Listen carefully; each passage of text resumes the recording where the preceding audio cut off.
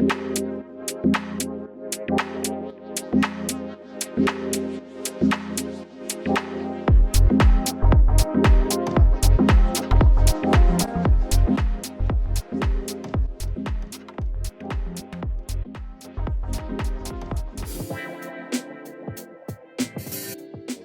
Mélissa, je suis très heureux de t'avoir avec moi aujourd'hui. Donc du coup, on est réunis pour cette interview qui va durer une quinzaine de minutes et on va aborder donc les sujets de ton parcours à Kedge et aussi celui de ta situation professionnelle aujourd'hui. Je te laisse te présenter en quelques mots et nous dire ce que tu fais actuellement. On reviendra un petit peu en détail après là-dessus. Ok. Moi, je m'appelle Mélissa, je vais avoir 30 ans cette année. Et du coup, je suis ancienne élève de Kedge, qui s'appelait BEM à l'époque. C'était même pas Kedge. Et aujourd'hui, je suis professeure de yoga et massothérapeute à mon compte en auto-entrepreneur. Pourquoi as-tu choisi d'aller à Kedge et quel parcours avais-tu effectué? Alors, moi, j'avoue que je suis sortie de prépa, du coup, sur Paris, en région parisienne, et j'avais le choix entre Euromed Marseille, qui est Kedge Marseille, et Kedge Bordeaux, du coup. Et après avoir fait les admissibles, je me visualisais beaucoup plus à Bordeaux. J'adorais la ville, j'ai adoré l'ambiance. Je connaissais pas du tout le sud-ouest et ça m'a appelé tout de suite. Enfin, c'était clairement un choix plutôt géographique, ambiance de l'école, ambiance de la ville. Ouais, c'est important. Et du coup, au niveau de ton parcours, qu'est-ce que tu avais fait? Tu avais suivi quel parcours de Kedge? C'était un master grande école du coup, donc général. Après, je sais que c'était un parcours assez à la carte que je faisais à l'époque et j'avais choisi pas mal d'options en négociation et affaires internationales, donc quand même très axé à l'étranger en fait. Et j'étais vice-présidente chez Melting Pot, donc pareil, j'étais vraiment Ah oui, ok. à fond dans les échanges et dans les stages à l'étranger, tout ça.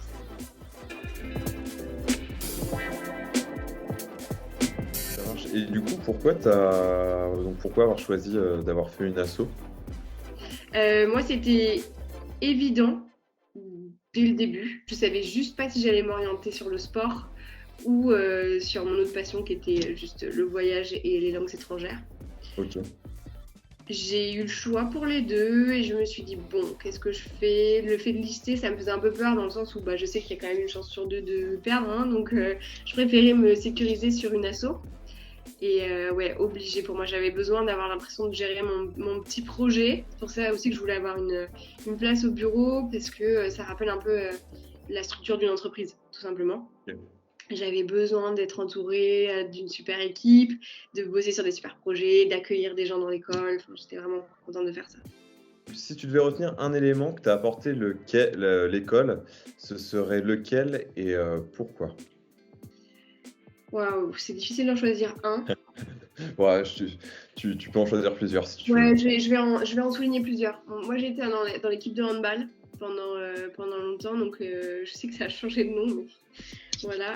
C'est bon, déjà un gros groupe de potes. Voilà, déjà clairement, mes amis aujourd'hui, c'est mes amis de mon équipe de hand. Ouais.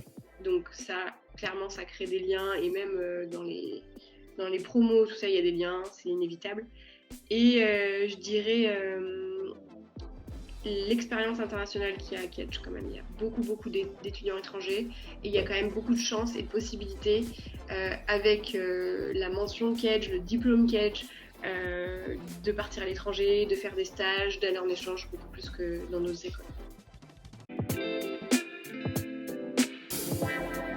Est-ce que tu as réalisé justement un stage et est-ce que tu l'as réalisé à l'étranger puisque tu avais cette ambition internationale? Ouais, j'en ai fait plusieurs. J'ai fait un premier stage, le petit stage de 3 mois sur la première année. Je l'ai fait en chef de secteur sur Bordeaux, justement, toute la région du Sud-Ouest, chez MAPED. Ouais. Et l'année d'après, du coup, j'avais une année de césure. Je suis partie 6 mois aux États-Unis pour un stage à Charlotte, en Caroline du Nord, commercial aussi. Et j'ai fait le choix de faire ma deuxième partie de césure à Bordeaux, chez Cdiscount, qui est une super entreprise, où beaucoup de Kedgers vont. C'est la plus grosse entreprise de Bordeaux, je crois. Ouais, ouais, ils ont le siège à Bordeaux. C'est vraiment un beau cadre et tout. Donc, je conseille aux cadgers qui sont en recherche de césure, tout ça. Et après, je suis partie 6 mois en Australie pour un autre stage. Ok. Et en Australie, du coup, c'était dans quel domaine? J'étais commerciale aussi pour une plateforme de réservation en ligne de services de beauté. Donc, j'étais là pour démarcher des salons. C'était la digitalisation en fait qu'il y a maintenant dans tous les secteurs qui commençait au niveau du secteur beauté bien-être. Ok, ça marche. Et du coup, comment s'est fait un petit peu? Donc, tu as fait des stages plutôt dans le domaine commercial.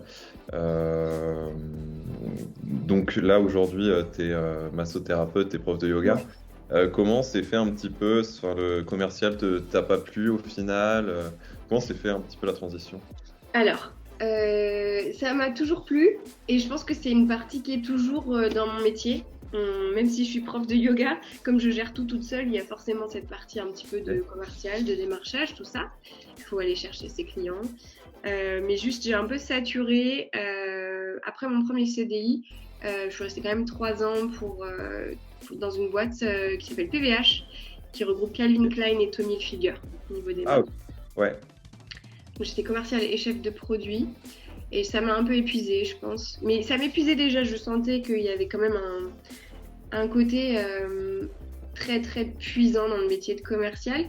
Et peut-être que j'avais pas l'impression, même à force de changer de produit et de service, de pas trouver vraiment le service, le produit dans lequel j'avais envie de me spécialiser. J'ai compris que c'était juste tout simplement qu'il fallait pas que je sois salariée. Pour moi, ça me convenait pas et il fallait que j'ai un but dans ce que je propose et ce que j'offre qui qui s'oriente vers le bien-être des gens. Donc, est-ce que tu peux nous expliquer du coup ta profession d'aujourd'hui un peu plus en détail? Je suis entre guillemets ma propre patronne, mais je n'ai pas une société. Je suis en statut auto-entrepreneur. Donc ça, c'est un choix en termes de plafond, de chiffre d'affaires, de législation, tout ça. Okay. Donc c'est très libre et c'est très flexible comme statut. Et du coup, mon temps se divise en beaucoup de parties. Le massage d'une part, le yoga d'une autre part, c'est assez proche quand même, ça reste du bien-être. Mais il y a aussi toutes ces petites parties qu'on ne voit pas dans ce métier qui sont la comptabilité, la communication, le démarchage, l'événementiel, tout ça. En gros, c'est comme une petite boîte. Je fais un peu de tout et je le fais toute seule. Et c'est pour ça que je dis qu'il y a quand même des similitudes avec les postes d'avant. Ouais. Je me retrouve quand même à faire les mêmes choses.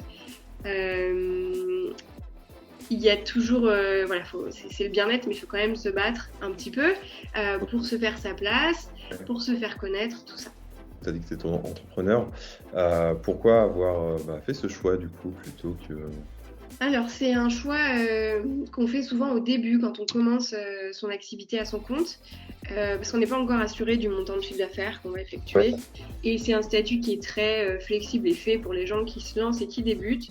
Parce qu'il n'y a pas d'imposition sur les sociétés comme il y en a dans les structures de sociétés. Il y a d'autres choses, il y a l'URSSAF, il y a la TVA, tout ça, mais en gros, c'est une taxation qui est différente. D'accord. Plus flexible au départ. Et il y a même un accompagnement la première année, de réduction de charges sociales, il y a quand même pas mal de choses. Quand tu étais arrivé à Kedge, est-ce que tu avais déjà un petit peu en tête de travailler dans le bien-être ou c'est vraiment arrivé après, donc suite à tes expériences dans le commercial, tu t'es dit stop ou est-ce que c'était toujours quelque chose en toi que tu avais envie de développer? Alors, je vais répondre un peu des deux, ça va pas t'aider. C'est un cheminement. Clairement, j'ai toujours eu envie d'enseigner. J'adore enseigner depuis que je suis petite, que ce soit dans le sport, que ce soit dans les langues, dans des activités différentes. Et j'ai toujours été très très sportive. Donc je savais que j'allais m'orienter vers quelque chose quand même de sportif à un moment donné dans ma vie, même si le yoga c'est pas juste du sport, hein, c'est beaucoup d'autres choses. Donc j'ai toujours eu cette envie d'enseigner, toujours eu ce mode de vie très actif et sportif. J'ai eu à la fin de mon passage en école une mini tentative de création de boîte. J'étais en incubateur d'ailleurs, 2-3 mois. Ouais, Et en fait, je suis partie à Paris, j'ai pris mon premier CDI justement parce que l'instabilité me faisait super peur. ouais, J'étais pas prête encore. ok. Donc c'était déjà un peu là, c'était juste pas encore construit. Fallait que ça se développe petit à petit. Ok, Ouais, ça marche. ouais. Euh, Si tu devais nous citer des avantages et des inconvénients de ton métier aujourd'hui, ce seraient lesquels et pourquoi? Ok, je vais commencer par les avantages, hein. On va être positif. La liberté, il n'y a rien de plus agréable au quotidien dans son travail de se sentir plus libre de D'accord. ses choix, de ses prises de décision. C'est pas la liberté totale, on fait pas non plus ce qu'on veut tout le temps, mais j'ai personne à consulter si je veux prendre une décision.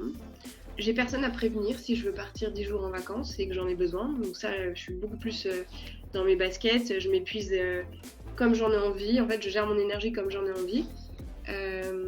Et je suis tout le temps en train de travailler avec des gens et de les voir s'épanouir tout simplement. En fait, je les vois grandir. Donc ça, c'est vraiment une super récompense d'aider les gens quotidiennement et de voir les résultats de ça. Ça, c'est les gros avantages de ce métier-là. Il y a un avantage aussi, c'est que du coup, je fais du sport quand même toute la journée. Donc, j'ai une hygiène de vie qui est bien meilleure qu'en école. Donc finalement, tu arrives à toutes tes passions, on va dire, tu arrives à Ouais. les retrouver dans ton métier, à les faire quotidiennement. Enfin, C'est ça, parce que j'ai même des étudiants qui sont étrangers. Donc, en fait, je parle aussi anglais dans mon travail. Enfin, j'ai gardé un peu tout ça. ok. Les inconvénients, et il y en a plein, c'est l'instabilité et l'insécurité. Ouais, C'est évident. On ne sait jamais trop où on va atterrir en termes de salaire. Il y a des mois comme ça et il y a des mois comme ça, mais du coup, ça s'équilibre un petit peu au final. Les autres inconvénients, c'est que autant je dirais c'est bien, on n'a personne à consulter pour prendre des décisions, autant quand il y a une erreur de fait ou il y a un problème, on est tout seul dans le bateau, quoi. Donc pas de collègues, pas de ouais. patron pour orienter, pas de collègues pour se plaindre, pour partager un petit peu les choses. C'est vraiment, faut être solitaire, quoi. Ok. Parce que Oui, vas-y, dis-moi. c'est juste une question, je crois pas qu'on l'ait précisé. Donc parce que en fait, Méli Yogis, Ouais, ça existe depuis combien de temps? ça fait un peu plus de 2 ans là maintenant. Ok, Donc, ok, Meli Yogi, c'est le statut de mon auto-entreprise, ouais, tout simplement parce que je m'appelle Mélissa. Et un yogi, c'est quelqu'un qui pratique le yoga. Et un S parce qu'il y en a plein. Voilà. Donc, Méli Yogi, ok, super. c'est juste le nom de mon auto-entreprise. Et ouais, ça fait 2 ans, je l'ai créé pendant le confinement, en 2020. D'accord, ok. Le confinement t'a aidé justement un petit peu à développer tout ça, à trouver les idées, à te poser. Ouais, complètement. Moi, j'avais déjà démissionné de mon CDI. J'étais en tour du monde quand le Covid a Ah, démarré. Donc, je suis rentrée en confinement à Paris et je me suis dit, il y a 2 options. Soit je fais une dépression et je reste chez moi, soit je construis quelque chose. Donc, j'ai fait ça. ok. Et du coup, ce serait quoi les qualités pour s'épanouir dans ton métier? Déjà, clairement, faut être humain. C'est la première qualité qui est nécessaire parce qu'on travaille qu'avec de l'humain. Là, pour le coup, c'est différent de la plupart des entreprises puisque il y a ce lien direct sur le mental et le physique des gens. Donc déjà, il faut être humain. Justement, il ne faut pas avoir peur en massage du contact physique. Il ne faut pas avoir peur de découvrir, approcher les émotions des gens. Il y a quand même... moi, ça, j'étais pas forcément trop préparée. Le yoga, c'est un échappatoire pour beaucoup de gens. Il faut être prêt pour ça quand même. Il faut être compatissant et il faut être à l'écoute. Il faut être courageux, persévérant, ne pas baisser le bras dès que c'est compliqué parce que ça fait que comme ça tout le temps. Il faut être tout le temps sur l'équilibre, sur le fil. Je suis quelqu'un qui aime bien vivre, j'aime bien sortir, j'aime bien voyager, j'aime bien profiter, mais je sais que aujourd'hui mon métier me pousse à toujours être en bonne santé. Si je suis malade, je peux pas travailler. Si je suis blessée, je peux pas travailler. Donc, Et du coup, si tu avais un conseil à donner aux étudiants justement pour faire ce que tu fais, ce serait quoi? Alors, de se lancer, de pas écouter les gens autour d'eux. Si on vous dit votre idée c'est nul, fais pas ça, tu vas te planter, alors c'est qu'il faut y aller, il faut pas écouter, il faut se mettre à 200%, il faut mettre les œillères, se blinder, travailler. du travail, du travail, du travail, du travail, du travail. Si au bout de 6 mois, 1 an, effectivement, ça marche pas, bah ok, là, vous pourrez vous dire, c'est bon, je passe à autre chose, je fais autre chose. Et encore, 6 mois, 1 an, c'est pas beaucoup. Mais il faut se lancer, faut pas écouter, faut mettre ses peurs de côté, elles sont toujours là. Faut pas se trouver des excuses tout le temps, ça c'est normal, le cerveau va dire ouais mais j'ai pas les sous de côté si jamais il y a un problème. Ouais mais moi il y a ça, il y aura toujours quelque chose à repousser, donc faut y aller maintenant et se lancer quoi. Ok, ça marche. Bon, on retiendra la persévérance du coup.